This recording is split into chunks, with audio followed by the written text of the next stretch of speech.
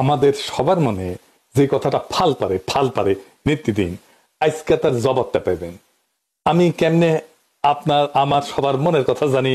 আমি খালি আপনার মনের কথা জানি না, আপনিও আমার মনের কথা জানেন। এটা আসলে পুরা জাতির মনের কথা। কি সেটা? এক নম্বর কথা হইতেছে, ইলেকশন কি আদৌ হবে? 2 নাম্বার, ইলেকশন নিয়ে সবার মনে শঙ্কা কেন? 3 নাম্বার, কারা চায় না ইলেকশন হোক? এই 3 প্রশ্নের জবাব দেওয়ার আগে আমাদের এক লম্বা কাহিনী শুনতে হবে। আশা করি শুনতে খারাপ লাগবে না, কারণ এই কাহিনীর মধ্যে আপনার অনেক প্রশ্নের জবাব আপনি পেয়ে যাবেন। প্রথমে শুরু করি এরশাদ বিরোধী আন্দোলন দিয়া। এরশাদের বিরুদ্ধে আওয়ামী লীগ আর বিএনপি 2 রাজনৈতিক দলের রাজনৈতিক লড়াইয়ের ফলে এরশাদের পতন হয়। মুজিবের বিরুদ্ধে কোনো শক্তিশালী রাজনৈতিক লড়াই রাজনৈতিক দলগুলো গড়ে তুলতে পারেনি। মুজিবের পতন হয় অপ্রচলিত এক শক্তির হাতে। আর ওই পলিটিক্যাল ভ্যাকুয়ামটা পূরণ করার জন্যই বিএনপির মতো একটা দলের জন্ম হয়। তখন এমন কোন রাজনৈতিক দল ছিল না যে ওই পলিটিক্যাল ভ্যাকুয়ামটা পূরণ করতে পারে। হাসিনাকেও কোনো রাজনৈতিক দল উৎখাত করতে পারেনি। এমনকি হাসিনার বিরুদ্ধে কোনো রাজনৈতিক দল লড়াইও তৈরি করতে পারেনি তেমন শক্ত কোনো। হাসিনার পতন হয়েছে রাজনৈতিক দলের বাইরের শক্তির হাতে।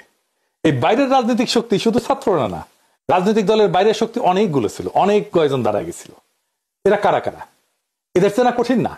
এরা এক একটা রাজনৈতিক লড়াইয়ের মধ্যে দিয়ে রাজনৈতিক শক্তি হয়ে উঠছে। আসেন দেখি তারা কারা। হাসিনার আমলে হাসিনার শাসনকে নাড়া দিতে পারছে সত্যিকার অর্থে 4টা আন্দোলন, যে আন্দোলনগুলোতে সাধারণ মানুষ সম্পৃক্ত হয়েছিল। রাজনৈতিক দলগুলো আন্দোলন করছে, জামাত আন্দোলন করছে আগে, বিএনপি আগে আন্দোলন করছে, কিন্তু সাধারণ মানুষ এটাতে সম্পৃক্ত হয় না। জামাতের একটা আন্দোলনে সাধারণ মানুষ সম্পৃক্ত হয়েছিল, সেটা হইতেছে মাওলানা দেলোয়ার হোসেন সাঈদীর ফাঁসির আদেশ দেওয়ার পরে। কিন্তু সেই আন্দোলনটা খুব বেশি দিন চালাইতে পারেনি তারা। তাহলে এই অরাজনৈতিক শক্তিগুলোর আন্দোলনগুলো কি কি? 1 নাম্বার হেফাজতের 5ই মের আন্দোলন, 2 নাম্বার নুরুল হক নুরদের টাইমের সে কোটা সংস্কার আন্দোলন, 3 নাম্বার নিরাপদ সড়কের আন্দোলন, আর ফাইনালি 2024-এ কোটা আন্দোলন এবং আলটিমেটলি বর্ষা বিপ্লব। এই সব কয়টা আন্দোলনে সর্বশক্তি নিয়ে নেতা থেকে শুরু করে কর্মী সমর্থক পর্যন্ত ছিল জামাত শিবির। বিএনপির নেতারা না থাকলেও কর্মীরা অনেকেই থাকতো, প্রায় সকলেই থাকতো বলা চলে। এই লড়াইগুলোতে নিজেদের তাগিদে তারা যুক্ত হইতো। আর পাশাপাশি একটা ইন্ডিপেন্ডেন্ট সোশ্যাল মিডিয়া ফোর্স তৈরি হয়েছিল, যেটা এখনো এক্সিস্ট করে, এখনো আছে, জিন্দা আছে। এই যে লড়াইগুলোতে জামাতের অংশগ্রহণ, লড়াইগুলোর একটা গুণগত পরিবর্তন করে দিছিল। সেটা হইতেছে রাজনৈতিক লড়াই পরিচালিত হইতেছে ইসলামী রাজনৈতিক চিন্তায় ভর কইরা। বিএনপির কর্মীরা সংখ্যা বাড়াইছে, কিন্তু লড়াই কোনো কর্তৃত্ব বা বয়ান তৈরি করতে পারে নাই, নেতৃত্বও নিতে পারে নাই। রাজনৈতিক লড়াইয়ের ভাষাও পরিবর্তন হইতে থাকে। স্বাধীনতার বদলে আজাদি শুনি আমরা, বিপ্লব দীর্ঘজীবী হোকের বদলে শুনি ইনকিলাব জিন্দাবাদ। এমনকি বামপন্থীরাও কারবালা বলে, আমি জাহিলিয়াত বলে। শোষক আর শোষিতের বদলে আমরা ব্যবহার করি জুলুম আর মজলুম। ন্যায়ের বদলে ব্যবহার করি ইনসাফ। গণভবন দখল করাকে বলি আমরা ফতে গণভবন। লড়াইয়ের ভাষা দিয়ে বুঝতে পারবেন কারা লড়াইয়ের মূল শক্তি। এই লড়াইয়ের মূল শক্তি ছিল বাংলাদেশের ইসলামপন্থী রাজনৈতিক শক্তি। বিপুল পরিমাণে মাদ্রাসার ছাত্র শহীদ হয়েছে। হাসিনার সবচেয়ে বড় ভুল হয়েছিল কি জানেন? নিরাপদ সড়ক আন্দোলনকে গুন্ডা দিয়ে থামানো। ওই নিরাপদ সড়কের লড়াই যে স্কুল ছাত্ররা করছিল, তারাই 2024-এ বিশ্ববিদ্যালয়ের ছাত্র হয়। এরা আগের অভিজ্ঞতায় জানে কিভাবে হাসিনা দমায় দেয় আন্দোলনকে। তারাও আগের অভিজ্ঞতা কাজে লাগায়, জান লড়াইয়ে ফাইট দিল। সারা দেশের মানুষ পাশে দাঁড়াইলো। হাসিনা পলাইলো। বাঙ্গু এলিটেরা, সুশীলেরা দেখলো তার সাম্রাজ্য ঝরঝর করে ভেঙে পড়তেছে, ধ্বংস হয়ে যাইতেছে। আগায় আসলো সেই সিভিল মিলিটারি ব্যুরোক্রেসি। ওয়াকার সাহেব গাড়ি পেটাই দিল, বুড়া চ্যাংড়া সব পলিটিক্যাল লিডারদেরকে ডাইকে নিয়ে গেল। তারা নাচতে নাচতে চলে গেল। একটা সরকার হইল, ইন্টারিম সরকার, যার কাজ হবে শুধু ইলেকশন। ওয়াকার সাহেব বুকে পাথর বেঁধে একটা সরকার উপহার দিল বাংলাদেশকে। বুকের রক্ত দিল সাধারণ মানুষ। যে রক্ত নেওয়ার কাজ করছে ওয়াকারের কমান্ডে থাকা অফিসার। সেই বিপ্লবোত্তর সরকার তৈরি করে ওয়াকার। কি তামাশা! দেশের মানুষ যে রাষ্ট্রের একটা বদল চাইছিল, সেইটারে কব্বর দেওয়ার চেষ্টা হইলো। মাঠে নামাইলো বুদ্ধিজীবীদেরকে। শুরু হইলো তাদের বিরুদ্ধে আক্রমণ, যারা একটা বিপ্লবী সরকার চাইতেছিল। একদিকে ডাক্তার জাহেদ, তাসনিম খলিলের মতো সুশীল, আর একদিকে ওয়াকারের পোত বালকের মতো কুত্তা, বিরানি আলমের মতো মাদার বোর্ডেরা, আর সাথে জুটলো নাম কইলাম না, আমাদের দাবরানির উপরে রাখলো। অভিযোগ কি? আমরা নির্বাচন চাই না, আমরা কামান চাইছিলাম। প্রফেসর ইউনূস আমাদের পিস্তল দিতেছিল, অন্তত যেন সেইটা পাই, দুধের স্বাদ যেন ঘোলে মিটাইতে পারি, সেইটা করতে চাইছিলাম। সেটাও করতে দেবে না। ডাক্তার জাহেদের কথাগুলো দেখেন, এটা বিপ্লব না, তার মূল কথা ছিল বিপ্লব হইলে তো একটা আমূল পরিবর্তনের পথে আগাইতে হবে, সেটা তারা আগাইতে দেবে না। এদের মূল চিন্তা হইলো একটাই, কি সেটা? সেই চিন্তা হইতেছে আপাতত তো ঠেকানো গেছে, ধ্বংস হওয়া এস্টাবলিশমেন্টটা যা এতদিন ধরে চলছে, শেষ রক্ষা হবে কি? এই লড়াইয়ের মধ্যে দিয়ে বাংলাদেশে ইসলামী একটা শক্তি উত্থিত হয়েছে, এইটারে কেমনে সামলানো যাবে? এরা যদি আবার ভাঙ্গা ফেলে সবকিছু পুরানো কাঠামোকে, তখন শুরু হইলো সংস্কার নিয়ে টালবাহানা, সরকারের বৈধতা নিয়ে প্রশ্ন। 31 দফাই নাকি সংস্কার। এই 55 বছর ধরে চলে আসা লুটপাটের বন্দোবস্ত কিভাবে টিকায় রাখা যায়, এই নিয়ে একটা ঐক্য হইল। কার কার ঐক্য হইল? ওয়াকার, বিএনপি আর ওয়াকারের সাথে নিঃশব্দে আওয়ামী লীগ আর ভারতের মধ্যে। আওয়ামী লীগের সাথে বিএনপির ঘুটু আছে, এটা তো বানায় বলতেছি না। আপনার এলাকায় আওয়ামী লীগ কার শেল্টারে আছে দেখেন। এস আলমের ব্যবসা দেখে সালাউদ্দিন সাহেব, এস আলমের গাড়ি সরায় বহিষ্কৃত হয়েছিল যারা, তাদেরকে আবার ফিরায় নেওয়া হয়েছে। তাহলে সামে বহিষ্কার করছিল, এমনি এমনি মিশামিশি হুদাহুদি বহিষ্কার করছিল, দেখানোর জন্য বহিষ্কার করে। যতজনকে বহিষ্কার করছে সবাইকে ফিরত নিছে। আপনি হিসাব করে দেখেন, বিএনপি দেখায় বহিষ্কার করছে, তার কিছুদিন পরে সামে আসতে কইরা তাদেরকে ফিরায় নেয় দলে, সব কয়টারে ফিরায় নিছে। দেখেন ওদেরকে আবার ফিরে নিছে, ওকে আবার নমিনেশনও দেওয়া হয়েছে। বিএনপি তারেক রহমানের সাথে লন্ডনে গিয়ে দেখা করে। এইসব স্থগিতাদেশ, বহিষ্কার সব লোক দেখানো কাজ। ফজা পাগলার তো প্রাথমিক সদস্য পদ স্থগিত হয়েছে, অগাস্ট মাসে স্থগিত করছে 3 মাসের জন্য। তো তাইলে নমিনেশন পায় কিভাবে? ওর তো সদস্য পদই নাই।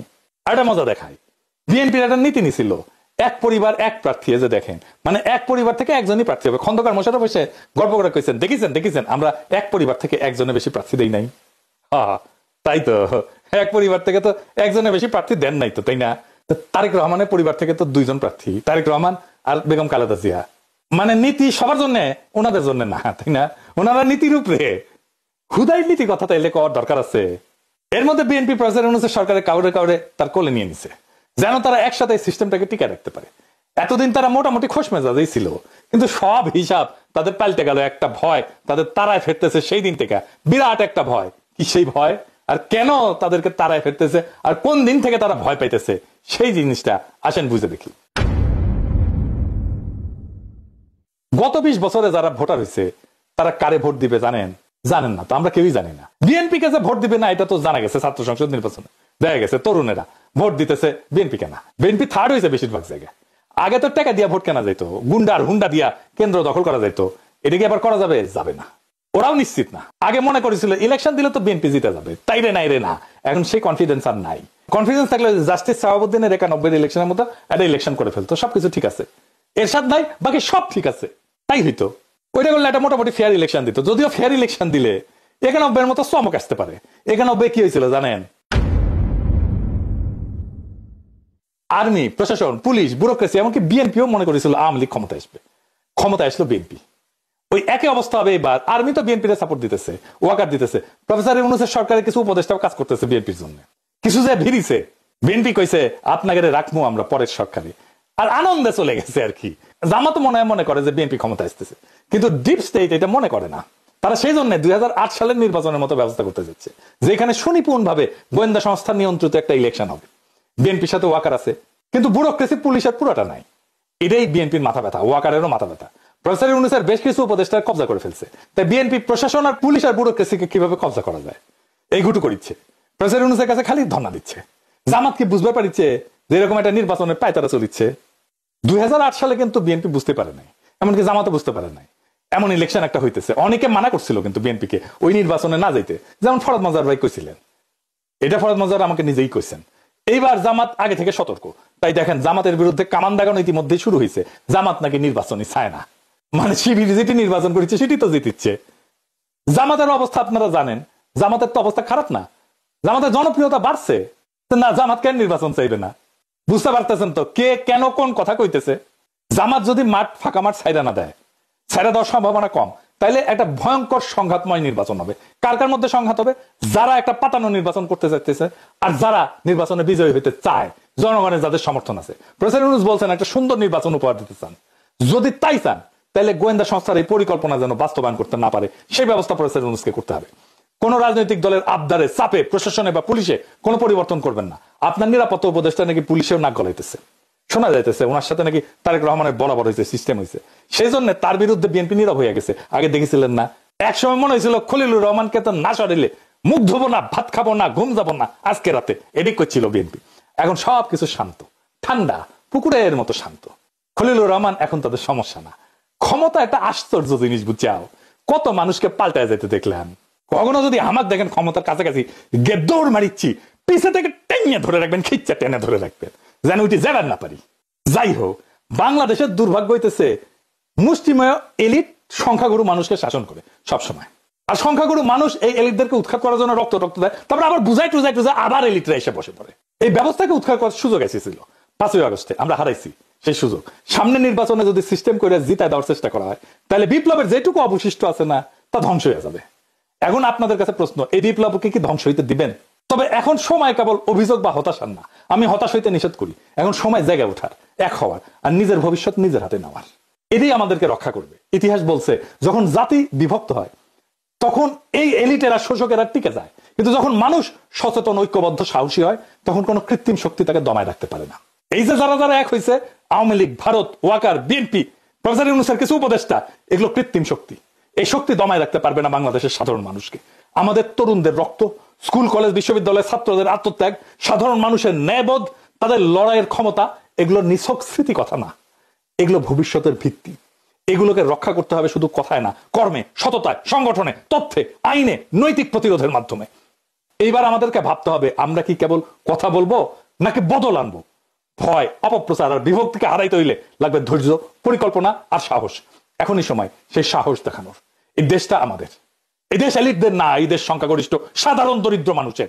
এই ইতিহাসও আমাদের। যারা রক্ত দিছে তারা চায় আমরা যেন ভয় না পাই।